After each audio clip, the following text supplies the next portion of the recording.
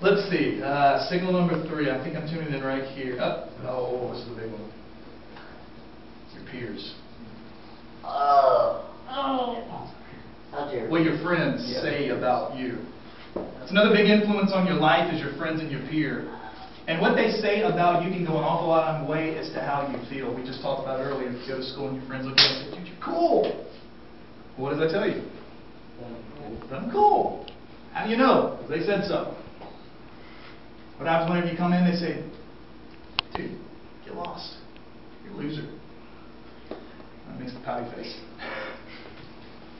Why? I'm a loser. Why? That's what everybody says about you. I think it's interesting that in Jesus' life that so many people were always trying to tell him who he was. You know, it's interesting that it didn't matter where he went, that there was always a Pharisee, there was always a Sadducee, there was always a religious leader, there was always somebody that wanted to look at him and say, "Dude, you're a lunatic." His own family showed up one day to pull him out of the house because they thought he had lost his mind. Thought he was crazy.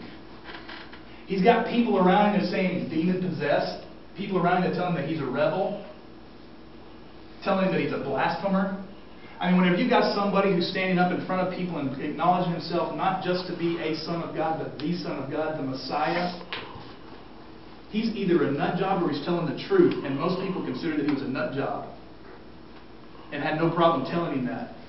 But every single time someone would come and they would look at Jesus and they'd say, "You know what, you're a loser. You know, you're a lunatic. You're this, you're that." You know what, Jesus, well, all he had to do to go back into his head was, "You know what, that's maybe what you say, but I already know what he said. I've already tuned into heaven and I've already heard what the Father has spoken over my life." What did he say? "I'm his son. Daddy loves me. And he's pleased with me." Today in my group I brought this up and I'll bring it up in here because I think it's great. If the President of the United States shows up and he looks at you, Dante, and says, "You, sir, are a national hero," that carries an awful... Yeah, Dante, about times. Dante, think this through for a moment, okay? The President of the United States acknowledges and says, "You are a national hero." You're going to walk around like this. Hello. Did you see my little medal on right here? Look at that, huh? From the President himself, huh? What happens when some lame brain loser comes up to you and says, "Dante, you're nothing"? Put those two beside each other. The President says you're a hero. Some nobody looks at you and says you're a loser. Yeah. You'd brush that person off in a heartbeat because you're like, "Dude, you don't know anything. Hello, President. Who are you?" So simple. I think we can understand that, but here's the truth, because whenever we've got a God in heaven who created everything, created you, and he looks at you and he says, "You're my son, I love you, and I'm well pleased with you." When he looks at you and speaks the things over your life that he's spoken over you, I think you can take that to the bank. So when someone in your school comes up to you and says, "Dude, you're this, you're that," you can say, "You know what, I don't care what you have to say, because I already know who I am. And I'm not going to let you, I'm not going to let a negative remark from a family member, I'm not going to let a negative remark from the world try and define me as something less than what he created me to be." Remember, I said every single one of us are what? HD? Ready. We see that. Okay, stand up, guys. I'm about to let you free. Oh, yeah. We're about to be friends again.